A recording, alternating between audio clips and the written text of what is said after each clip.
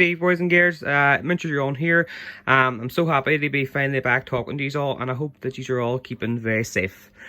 So, boys and girls, we're still going to do our Irish lessons as normal, and our topic this week would be on Chàisc. So, during our lesson for this week, we would be learning how to say Beannacht na Chàisc, which is Happy Easter or Easter blessings. So, we're going to make an art activity that will help us to learn this here. So what you're going to need is what you see in front of you here. You're going to need a paper plate. You're going to need colouring pencils, or you can also use twistables, whatever you have at home. You're going to need some glue. You're going to also need a template that looks like an Chàisc, or an Chàisc, sorry. And you'll need obviously then some art supplies. Now you can either make your own, which you seem important to hear, or you can print out any kind of decorative or design of Chàisc to put on to your art activity. And you'll also need to print out the actual language, which is Beannacht na Chàisc.